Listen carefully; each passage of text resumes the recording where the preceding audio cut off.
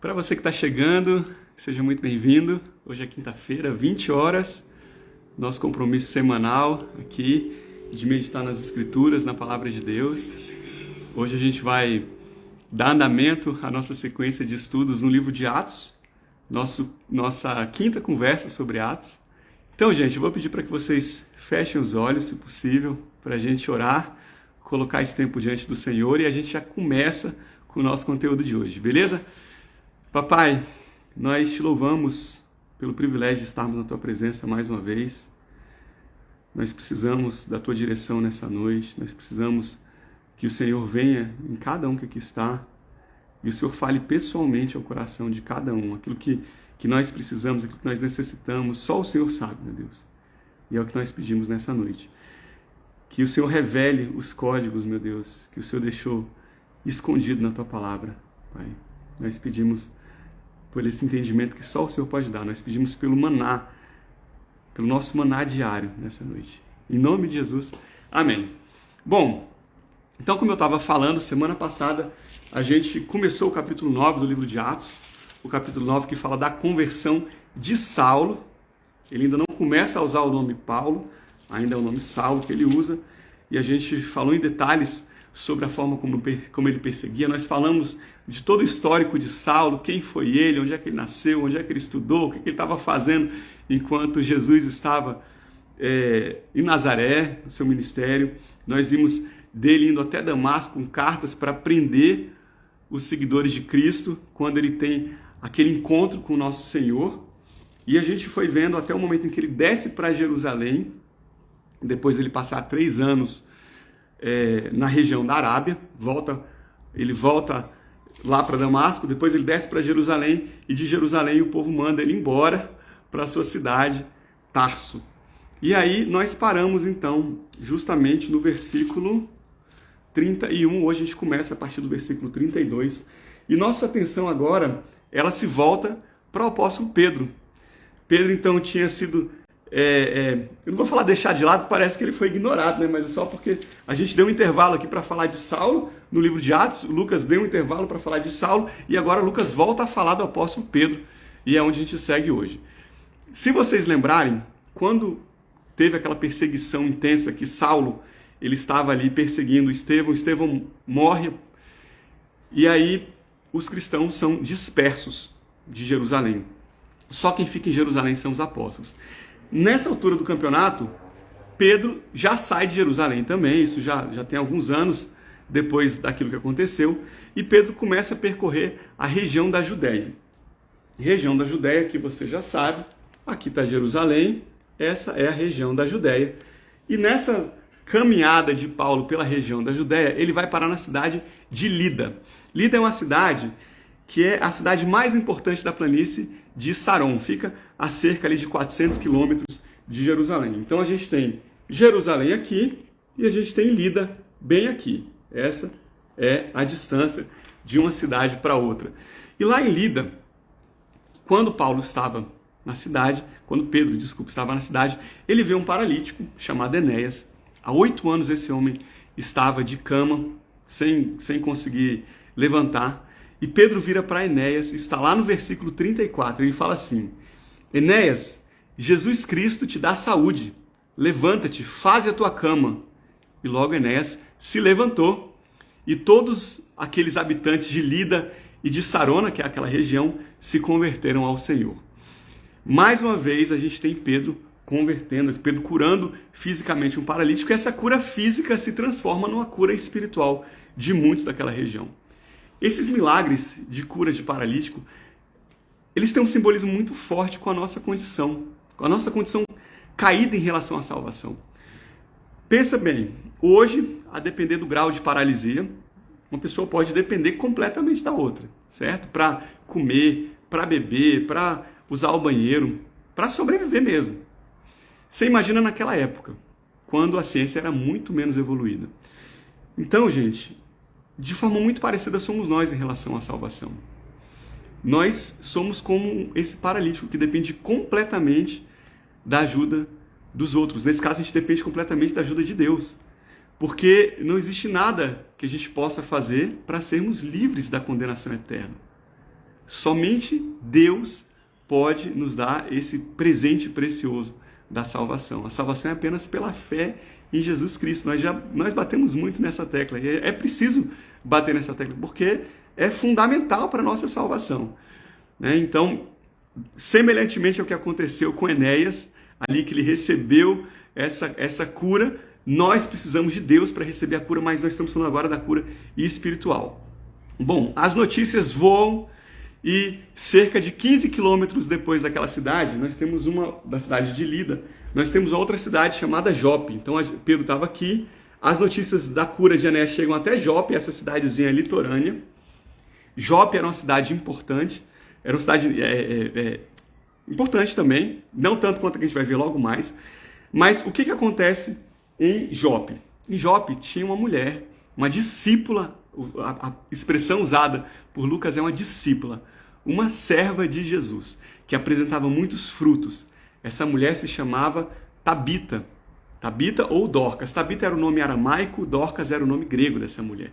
A palavra fala que ela ela dava esmolas, ela era cheia de boas obras, e ela inclusive, depois a gente vai ler lá no livro de Atos, que ela fazia túnicas para as viúvas da região. E essa mulher morre.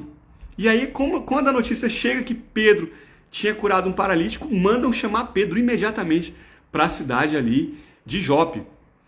E Pedro, claro, vai correndo, lembrando que naquela época tinha-se a tradição, o costume de enterrar a pessoa, de sepultar o morto no mesmo dia. A gente não tinha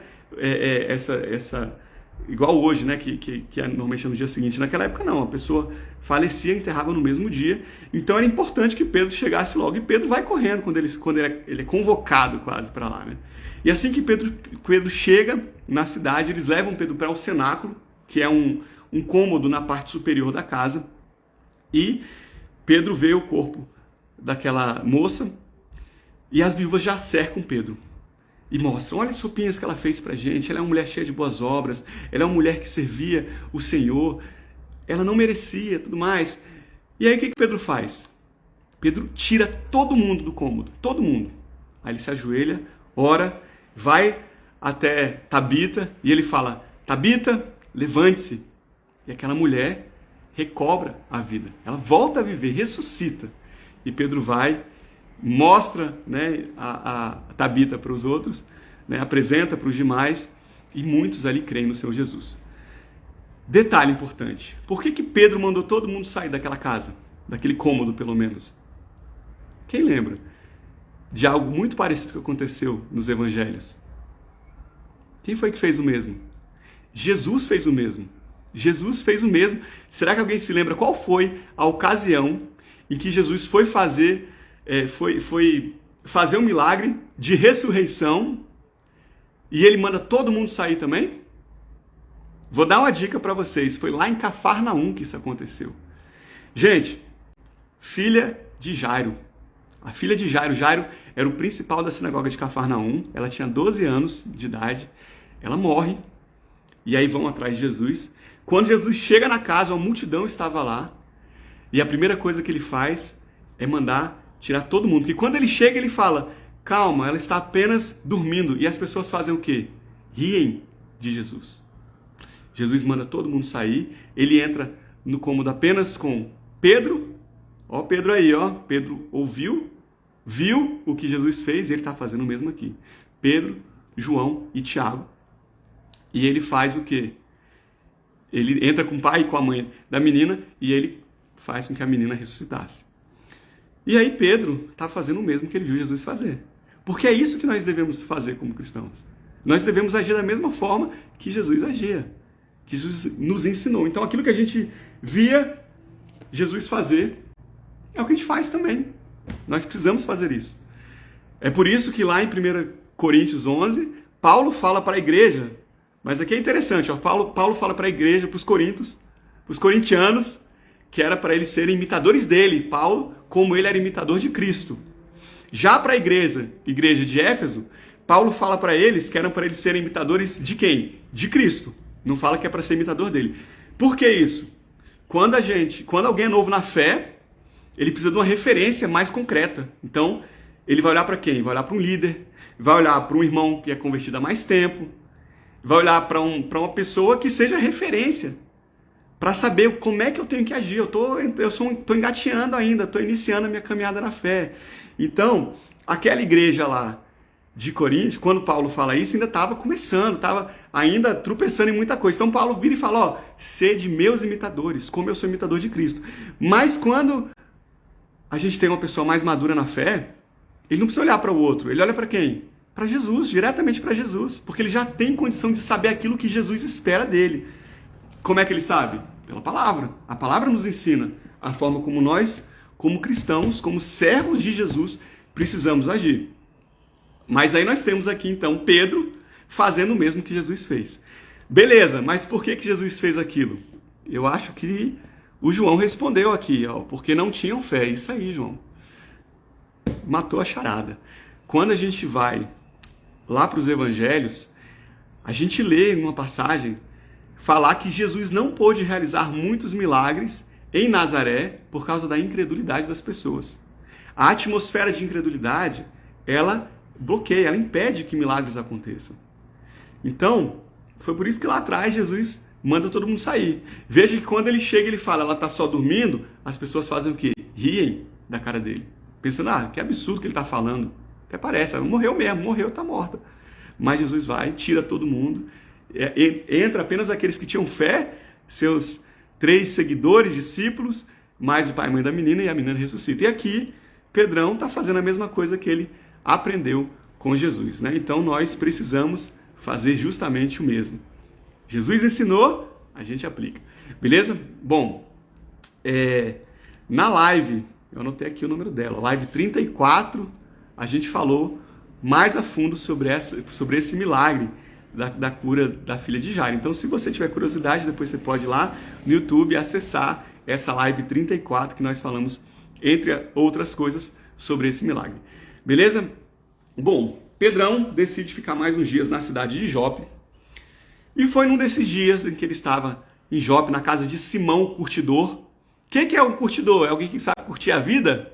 É um cara que sabe aproveitar bem? Não, curtidor é alguém que mexe com couro, que prepara o couro de animal, né? Então essa, inclusive, era uma profissão que era bastante desprezada naquela época. Por quê? Porque, de acordo com a lei de Levítico, você não podia tocar no cadáver de certos animais impuros. Se você tocasse, você ficava impuro por um tempo. E uma pessoa que mexia com couro certamente acabava manipulando ali alguns animais impuros. Então, ficava um tempo impuro, né? Então, era uma profissão que era um pouco desprezada. Sem falar no cheirinho também, né? Era um cheiro de animal morto o tempo todo.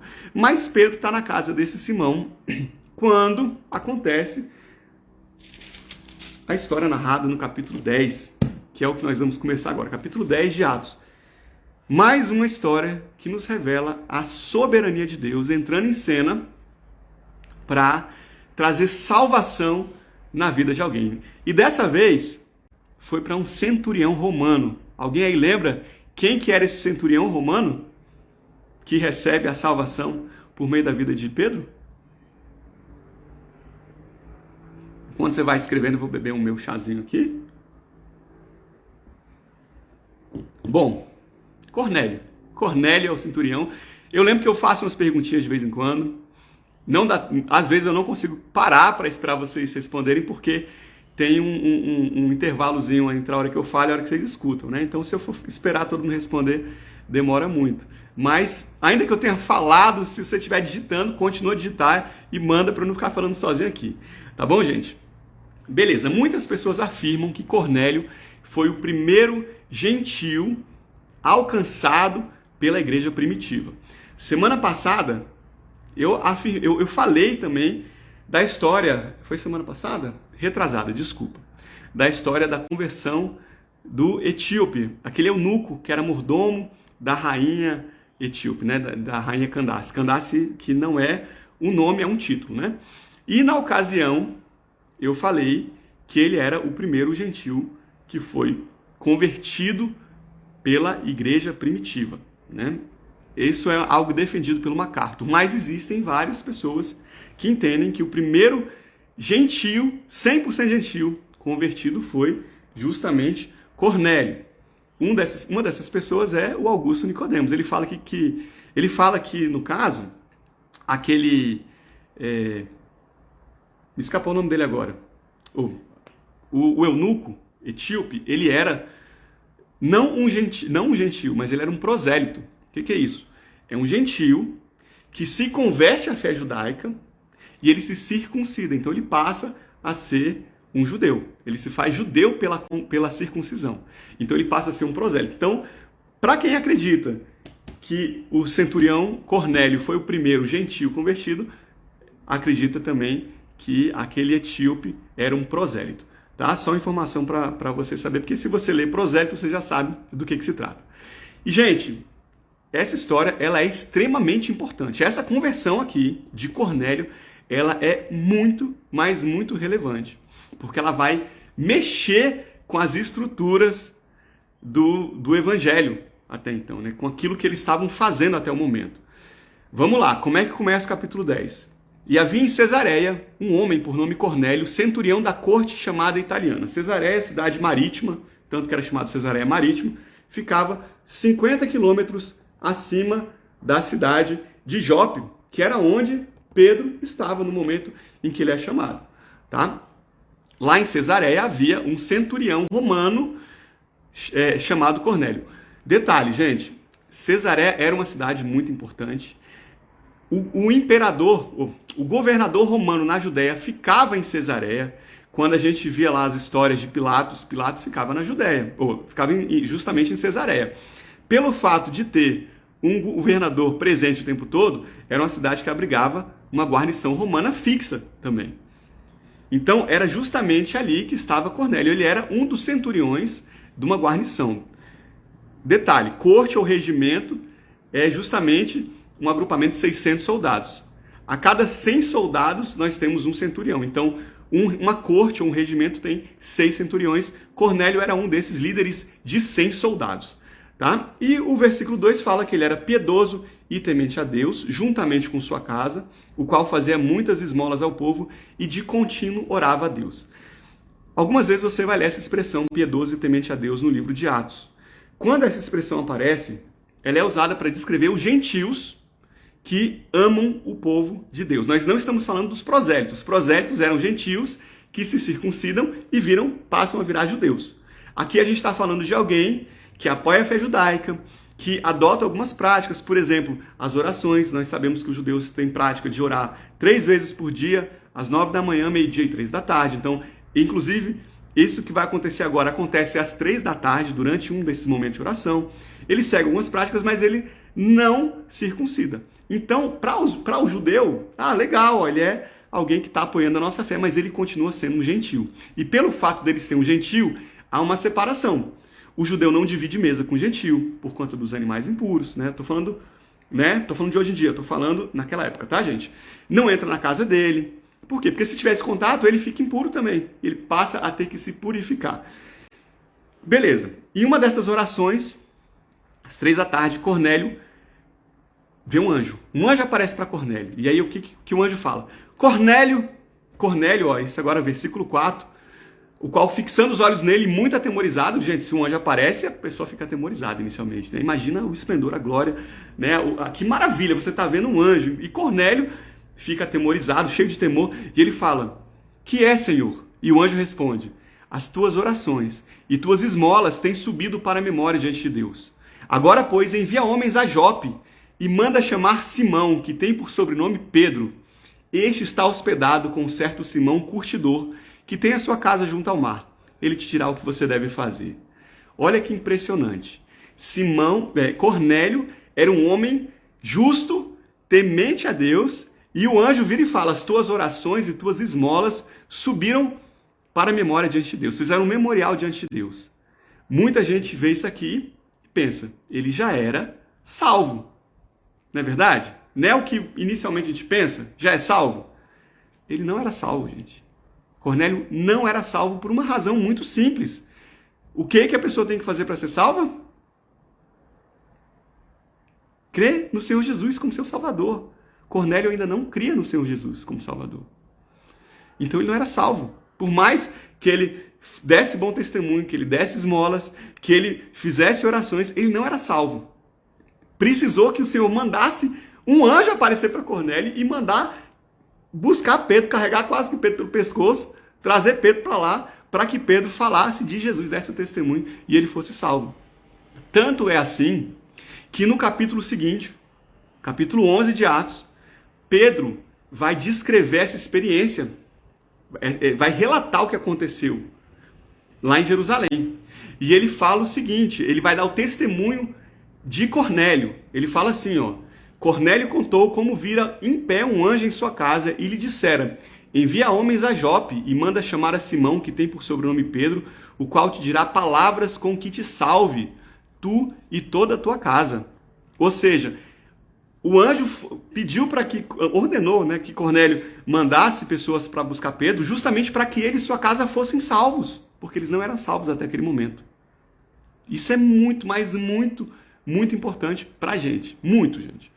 Porque tem muitas pessoas que afirmam que é possível você alcançar a salvação fora de Jesus. Tem pessoas que acham que se você for uma pessoa boa, se você for uma pessoa justa, se você for piedoso, se você der esmolas, se você tiver muita fé em alguma coisa, em algum ser, você acaba sendo salvo. Não precisa ter fé em Jesus, mas se você é uma pessoa de fé e você anda segundo a fé que você tem naquilo que você crê, você pode alcançar a salvação. Gente, a salvação, ela não vem pelas obras. As obras são um fruto da salvação. Elas demonstram que a pessoa é salva, mas não é causa da salvação, é consequência da salvação. Não existe. Então, gente, inclusive eu já ouvi dentro de pessoas de dentro da igreja falarem: nossa, minha mãe ela ainda não aceitou Jesus, mas ela é uma mulher muito batalhadora, ela cuidou de muitos filhos. Nossa, nós somos, eu nem lembro quantos irmãos que a pessoa tinha, acho que tinha 8, 9 irmãos, e a mãe cuidou, sacrificou. Então eu falava: minha mãe foi uma pessoa muito boa, muito batalhadora, ela abriu mão de muita coisa. Então eu acho que ela vai ser salva. Gente, a salvação, ela só é alcançada por Jesus Cristo, somente pela fé em Jesus Cristo. Ah, mas e a pessoa que mora no meio da selva? Porque sempre tem quem pergunta, né? E o índio que não conheceu? Gente, somente por Jesus Cristo. Isso é o que a Bíblia nos afirma. É o que a Bíblia nos fala. A fé vem, a salvação vem pela fé em Jesus. Isso aí. Exatamente. Fé em Jesus. Então, esse é um exemplo maravilhoso. Maravilhoso. Se alguém te perguntar, ou se você já teve essa dúvida, veja o exemplo de Cornélio. Cornélio era um homem piedoso, temente a Deus, fazia e dava esmolas, tinha bom testemunho entre os judeus, mas ele não era salvo ainda. Ele não era salvo. Mas Deus, na sua soberania, trouxe salvação para Cornélio. Como é que ele vai trazer salvação para Cornélio? Vamos lá, que essa história ela é maravilhosa, gente. Pedrão estava lá no terraço, né? Terraço da casa, devia estar lá. Era hora do almoço, ele estava com fome, ele foi lá orar, já estava pensando na comidinha, né? O que vai acontecer depois que eu vou comer. E aí, o que acontece? Eu acho que era meio-dia? Meio-dia. Meio-dia, detalhe, gente. Essas passagens, algumas delas são citadas em mais de um capítulo. Quando a gente lê a mesma passagem citada nos outros capítulos, a gente tem uma complementação. Então, essa questão de Cornélio é uma delas. Se a gente ler a passagem do capítulo 10, não fala da salvação. No capítulo 11 fala que era para ele mandar pessoas para buscar Pedro para que ele fosse salvo. Então é importante, quando a gente lê uma passagem na Bíblia, a gente buscar se existem outras partes da Bíblia que citam essa mesma história, porque a gente consegue informações adicionais. O mesmo acontece com a conversão de Saulo. A gente falou de Saulo na semana passada. Quantas informações adicionais a gente consegue lendo os outros, né? A conversão de Saulo está no capítulo 9, está no capítulo 22 e está no capítulo 26 de Atos. 3 capítulos para falar da conversão de Saulo. Então, se você souber que aquela história está narrada em outras passagens, leia todas as passagens para você achar informações complementares. Beleza? Então, Pedrão estava lá no terraço, orando ao Senhor, estava com fome. E aí, nesse momento, ele tem um êxtase, né? E aí ele vê algo como um lençol descer do céu com todo tipo de animal. Devia ter lá boi, galinha, ovelha, periquito, papagaio, hipopótamo, elefante, um porco para fazer uma feijoadinha. Tinha de tudo. Animal puro, animal impuro. E aí, vem uma voz e fala: Pedro, mata e come. E Pedro era um judeu que observava as leis lá dadas, né, a Deus por Moisés. Ele observava e lá falava dos alimentos puros e impuros. E aí Pedrão responde: de maneira nenhuma, Senhor, pois nunca comi alguma coisa imunda. Gente, essa é uma resposta típica de Pedro, né? De maneira nenhuma e Senhor, duas palavras, vamos botar assim, não e Senhor, duas palavras que não combinam, que não andam lado a lado, gente. A gente já falou que essa palavra Senhor, na evolução da língua, ela perdeu muita força, mas no original, essa palavra Kyrios, que é traduzida para Senhor, ela significa meu dono, meu mestre. Era usada em dois contextos. Um escravo se referia ao seu dono como Kyrios, e as pessoas chamavam o imperador, que era visto como um enviado de Deus, de Kyrios. Então Pedro vira para o Senhor e fala basicamente isso: Senhor, meu dono, meu mestre, eu não vou fazer o que você está mandando. Engraçado, né? É isso que acontece. E essa história ocorre por 3 vezes. 3 vezes a voz vem e fala, mata e come. E Pedrão vira e fala, não vou comer não. Nunca comi uma coisa impura, nem agora que eu vou começar a comer coisa impura. Vai que Pedro achava que era um teste, né? Enfim. E aí a voz falava no final, não faças tu comum ao que Deus purificou. Então por 3 vezes acontece isso, né? Mata e come, não faça por comum que Deus purificou. Beleza. O lençol foi enrolado, subiu para o céu de novo, Pedro volta do êxtase, e aí ele está lá meditando. O que será que isso queria dizer? Estou aqui pensando, o que é que Deus queria falar comigo? Quando isso acontece, chegam os enviados de Cornélio. Cornélio tinha mandado um soldado piedoso, lembra do termo piedoso que eu falei o que significa? Piedoso, temente a Deus? Manda um soldado piedoso e 2 servos dele para a casa de Pedro. E esses 3 homens chegam justamente na hora em que Pedrão estava pensando, o que isso quer dizer? E aí eles tocam a campainha, brincadeira porque não tinha campainha naquela época, mas eles batem a porta, gritam, cadê o Pedro? Manda o Pedro aqui. E aí Pedro desce. Quando Pedro abre a porta, dá de cara com um soldado romano e 2 servos. E era óbvio, gente, que eles não eram judeus. Pela vestimenta você já vê que não é judeu, né? Quer dizer, você e eu não, mas Pedro com certeza sabia distinguir. E ele já dá de cara com aqueles homens, né? E ainda vê um deles falar, olha, a gente vai levar você lá para casa de Cornélio, é um centurião romano, tudo mais. Gente, se esses homens chegassem 10 minutinhos antes, Pedrão ia fazer o quê?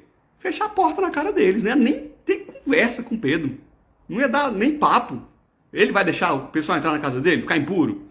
Certamente Simão, o dono da casa, Simão Coutinho também era um judeu, porque Pedro estava lá na casa dele. Mas eles não iam deixar entrar, né? Olha o timing perfeito, né? Porque a comunicação de Deus ela é sempre perfeita. Exatamente, ó, a Viviane colocou, o Espírito Santo fazia a comunicação, exatamente, mandou o recado na hora certa, preparando já para esse encontro. Porque quando Pedro vê aqueles 3 homens, quando Pedro está descendo para encontrar com os 3 homens, o Espírito Santo fala no ouvido de Pedro. Pedro, 3 homens vieram te buscar, vai com eles. Então Pedro abriu a porta, tinha visto a visão, tinha ouvido o Espírito Santo, vê aqueles 3 homens lá, gentios, mas pensa, não, beleza, Deus mandou, a gente obedece. Provavelmente a ficha cai, e aí ele entende, né, que aquela visão, ela simbolizava o fato de que Deus estava purificando aquele povo gentil. E aí Pedro faz o quê? Convida os 3 para passarem a noite na casa deles, e depois vai com eles até a casa de Cornélio. Gente, coisas impensáveis para um judeu fazer, tá? Você não pode ler a Bíblia com a mentalidade do dia de hoje. Você tem que lembrar o que é que significava naquela época. Gente, para um judeu aceitar um gentil na casa deles era algo, é grave, é muito grave, tá? Beleza. Lá na live 15, a gente estudou se a gente tem que seguir ou não as normas do Antigo Testamento. A gente passou um tempo, uma live inteira conversando sobre isso. Depois eu te convido a procurar a live número 15, tá lá no YouTube, né? E nós vimos que a gente não obedece, hoje em dia não segue as leis cerimoniais. Entre as leis cerimoniais fazem parte as leis alimentares, né? A lei alimentar é parte das leis cerimoniais. Por quê? Porque as leis cerimoniais tinham um propósito específico e elas são cumpridas em Cristo Jesus, tá? Então, veja como há uma correlação profética muito forte entre as leis alimentares e a salvação. Jesus estava falando para Pedro nesse momento que ele estava abolindo as leis alimentares. Porque até então serviam para separar judeu e gentil, mas ele estava purificando aquele povo gentil. Agora eles eram puros também, eles eram aceitos. A salvação de Jesus é para todos. E glória a Deus por isso, porque a salvação do Senhor nos alcança hoje em dia. Nos alcançou. Então, gente, toda aquela lei cerimonial do Antigo Testamento, ela servia justamente para fazer essa separação. Judeu e gentil, separados. Eles tinham que ser separados, porque daquela linhagem dos judeus viria o Messias. Então precisava ser uma linhagem separada. Depois você vai lá e você assiste essa live que você vai entender mais a fundo, senão a gente vai perder muito tempo aqui. Mas Pedro entende isso, né? A propósito, curiosidade aqui, vamos lá. Por que o anjo fala para chamar Pedro, em vez dele mesmo pregar? Ele já estava lá, não era mais fácil só o anjo virar e falar: Cornélio, suas orações subiram, aceita Jesus. Não era mais fácil? Por que ele não fala isso? Por que ele manda buscar Pedro?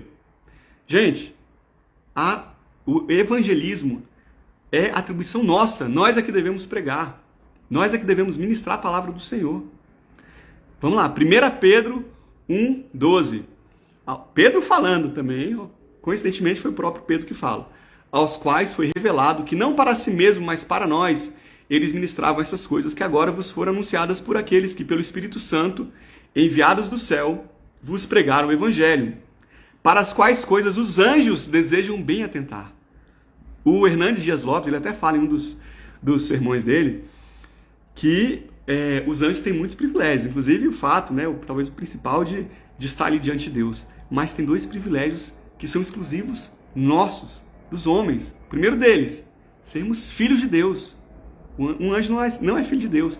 Nós que somos aceitos, que aceitamos Jesus como nosso Salvador, nós nos tornamos filhos de Deus. Não é toda a humanidade que é filho de Deus. Está lá em João 1. Mas a todos quanto receberam, deu-lhes o direito de serem chamados filhos de Deus.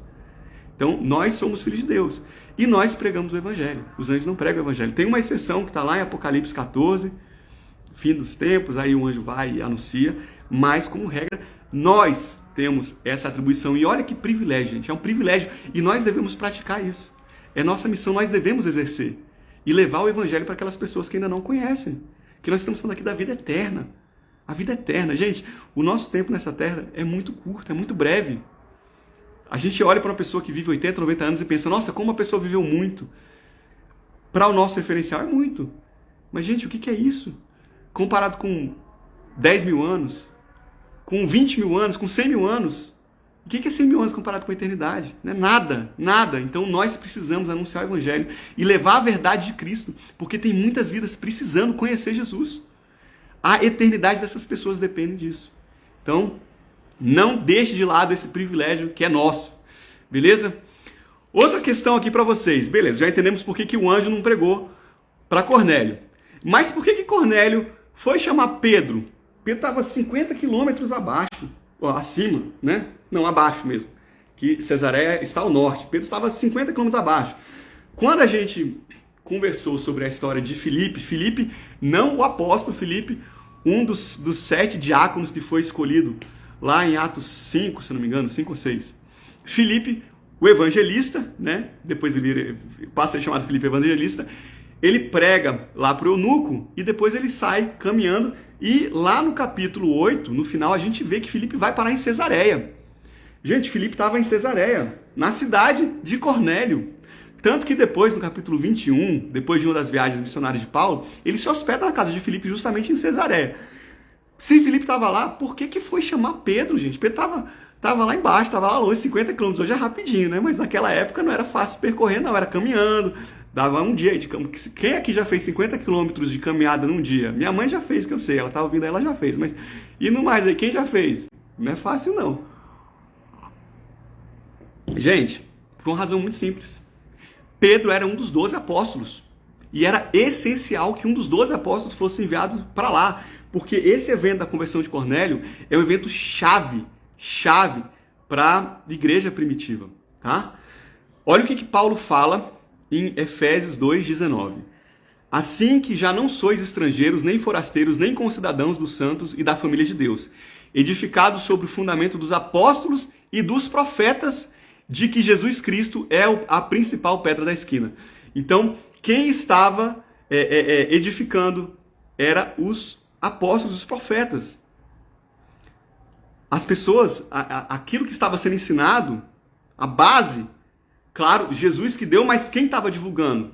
Os apóstolos e profetas. E quando fala profetas aqui, está se referindo aos próprios apóstolos, nesse contexto dessa passagem de Efésios. Depois você vai ler, não são os profetas do Antigo Testamento. Depois você, acho que no capítulo 3 ou 4 desse livro, fala novamente dos profetas, mas citando os apóstolos como profetas, tá? Então, gente, os fundamentos da igreja estavam sendo lançados. E quem estava edificando esses fundamentos eram os apóstolos. Então era importante porque qualquer mudança de entendimento, qualquer decisão relevante, doutrinária daquela época, dependia justamente da validação dos apóstolos.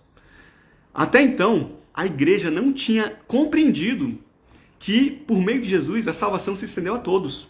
Eles ainda estavam presos, encaixotados naquela ideia de que eu sou judeu, a salvação veio para mim. Nós somos o povo exclusivo, é só pra gente. É verdade. Pouco tempo antes, Pedro tinha testemunhado o Espírito Santo descer sobre os samaritanos. Quem lembra disso? A gente falou disso na semana retrasada.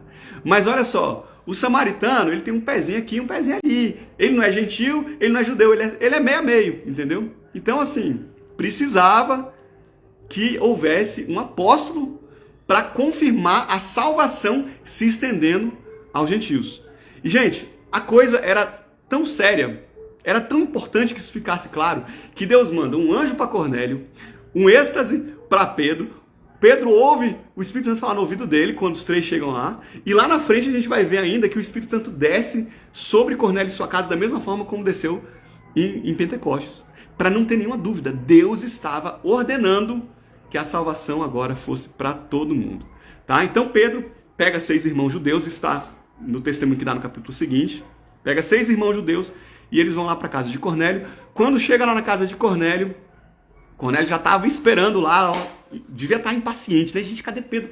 Olhava assim lá, olhava pro relógio, né? Que não existia, mas olhava ali pro relógio da sombra do sol lá. Cadê esse homem, meu Deus? Quando Pedro chega, já está Cornélio com os amigos íntimos, com parentes. Pedro aparece, Cornélio faz o quê? Cornélio se prostra diante de Pedro. Esse é de prostrar, quando fala de prostrar, é encostar a cabeça no chão diante de Pedro. E Pedro vira e ele fala, não, para com isso, cara. Eu também sou homem igual a você. Somente Deus, gente, somente Deus deve ser adorado. E isso é algo fundamental da gente falar também, tá? Gente, lá em Apocalipse, tem uma passagem que João está recebendo a revelação de um anjo e ele se prostra diante do anjo. O que acontece? Apocalipse 22, versículo 8 e 9. E eu, João, sou aquele, aqui é o apóstolo João, sou aquele que vi e ouvi essas coisas. E havendo ouvido e visto, prostrei-me aos pés do anjo que me mostrava para o adorar. E o anjo me disse, olha, não faças tal, porque eu sou conservo teu e dos teus irmãos, os profetas, e dos que guardam as palavras desse livro. Adora a Deus. A Bíblia é muito, muito clara. Nós só podemos adorar a Deus. Se alguém estiver pensando aí, mas Abraão lá atrás, ele não se prostrou? Não eram 3 anjos? Gente, não eram 3 anjos, eram 2 anjos e um ali era o próprio Deus, era Jesus. Era uma teofania, era uma aparição de Jesus. Algumas vezes no Antigo Testamento Jesus aparece. Se você vir no Antigo Testamento alguém se prostrar e o anjo aceitar, não era anjo, era Jesus. Tá? A palavra nos ensina que homens não podem receber adoração.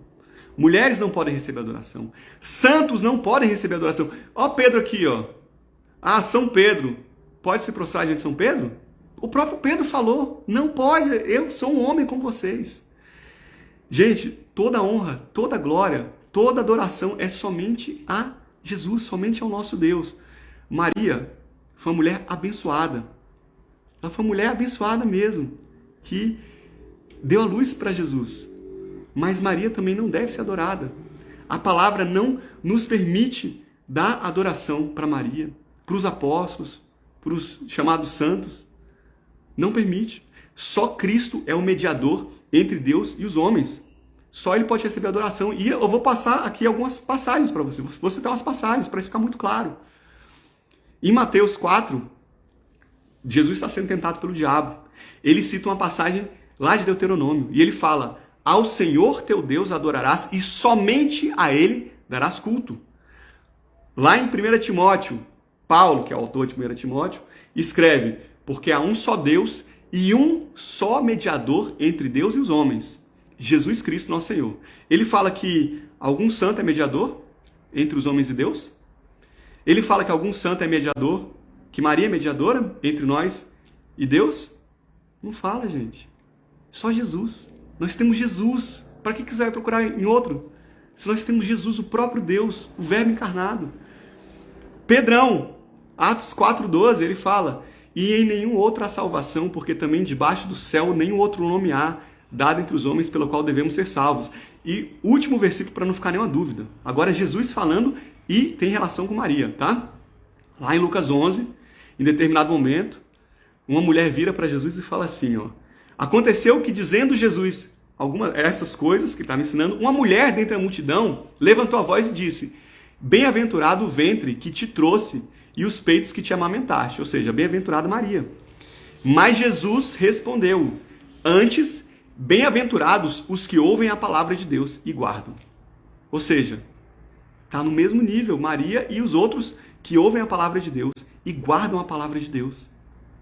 Então, gente, somente ao Senhor que nós devemos nos prostrar e adorar. Tá? A gente não pode nos pautar em dogmas que foram criados posteriormente pela igreja. Essa questão de adoração a imagens, Maria e tudo mais, ela não vem das Escrituras. Ela é um dogma que foi criado posteriormente pela igreja. Tá? Tome muito cuidado, porque a nossa salvação, ela depende disso aqui, ó. Somente a palavra de Deus é infalível, é inerrável, é divinamente inspirada. Somente a palavra de Deus. Os dogmas que são criados pela igreja, instituição igreja, homem, líderes religiosos, não são 100% inerráveis. Somente a palavra de Deus é. Então, nós precisamos nos pautar no que a palavra de Deus fala, para a gente não correr o risco de cair em pecado. Porque a palavra também nos ensina que qualquer adoração que não é dada para Deus é o quê? Idolatria. E a palavra fala que os idólatras não herdarão o reino de Deus. Tá? Então, assim, isso que eu falo com muito amor, gente, com muito amor. É importante que a gente tenha a nossa fé pautada no que o Senhor nos ensinou, no que Deus nos ensinou, no que o Espírito Santo tem pra gente. Essa aqui é a única palavra que vem diretamente de Deus. Tá bom, gente? Voltando então, vamos voltar aqui para Atos 10. Pedro chega na casa de Cornélio. Eu sei que a gente já está aqui com o horário. Minha esposa está até aqui mostrando o relógio, já mostrou 2 vezes. Eu vou continuar só até a gente chegar num ponto em que a gente consiga parar sem interromper o raciocínio, tá bom? Bom, em Atos 10, Pedro chega na casa de Cornélio e ele fala assim, ó: vocês sabem que não é lícito um homem judeu se juntar ou se achegar a estrangeiros, mas Deus me mostrou que a nenhum homem devo chamar de comum ou imundo. Por isso, sendo chamado, vim sem contradizer. Olha Pedro mostrando que ele entendeu aquela revelação que foi dada ali, né, dos animais. Pedro vira para Cornélio e pergunta: por que vocês me chamaram? Aí Cornélio vai, ele narra a visão que ele teve do anjo, e aí Cornélio vira e fala: agora a gente está aqui presente diante de Deus para ouvir tudo quanto Deus te mandou falar. E aí Pedro, abrindo a boca, fala: reconheço por verdade que Deus não faz acepção de pessoas, mas que lhe é agradável aquele que em qualquer nação o teme e faz o que é justo. Olha que precioso, gente. Homens de qualquer nação, qualquer povo, qualquer língua, pode se achegar para Jesus. Qualquer nação. Deus não deixou nenhum povo, nenhuma nação de fora. Mas não quer dizer que todos serão salvos, todos aqueles que se achegarem a Deus, mas qualquer um pode se achegar a Deus. Olha que coisa preciosa. E aí Pedrão começa a pregar o evangelho e a falar de Jesus. E enquanto Pedro pregava, o Espírito Santo desce sobre aqueles homens gentios, sobre Cornélio e sua casa. E aqueles homens, eles começam a falar em línguas e a engrandecer a Deus. Algo muito parecido com o que aconteceu quando? Em Pentecostes. Em Pentecostes, capítulo 2 de Atos, a gente vê que aqueles 120 estavam aguardando em Jerusalém, por ordem de Jesus, quando desce o Espírito Santo, de forma corpórea, né? Eles conseguem ver, e aí eles começam a falar em línguas também. Então, gente, a mesma manifestação que aconteceu com os judeus acontece aqui com os gentios também. Por quê? Nós falamos sobre isso na conversa passada, né? Ou retrasada. A gente falou sobre isso. Porque precisava ficar claro que o Senhor estava trazendo aquele povo também para a salvação. É por isso. É por isso. Por isso que a gente vê essa manifestação do Espírito Santo. E por isso que no livro também a manifestação, a descida do Espírito Santo, ela não está 100% associada com a conversão. Por isso que a gente vê casos em que a pessoa já era convertida, não é esse aqui de Cornélio, a gente viu, mas aqueles 120 já eram, desce o Espírito Santo. A gente tem casos em que a pessoa já é convertida, mas depois vem o Espírito Santo. Hoje em dia nós sabemos que quando nós nos convertemos, nós recebemos o Espírito Santo. Até porque o Espírito Santo é o sinal, é o selo de que nós somos de Cristo Jesus. Pode não ter aquela manifestação, a pessoa acabou de converter, recebeu o Espírito Santo, já começa a falar em língua, já sapateia, já relampia, tudo mais. Pode acontecer isso, nem sempre acontece, né? Mas o Espírito Santo na pessoa é um selo da salvação. Então, assim que a pessoa converte, ela recebe o Espírito Santo hoje em dia. Naquela época, em Atos, nós temos que lembrar que nós estávamos numa fase de transição muito importante da Antiga Aliança para a Nova Aliança. Então, as coisas aconteceram dessa forma porque precisava haver uma validação, visual para aquelas pessoas, para os judeus, que eles eram tão fechados, tão difíceis para aceitar.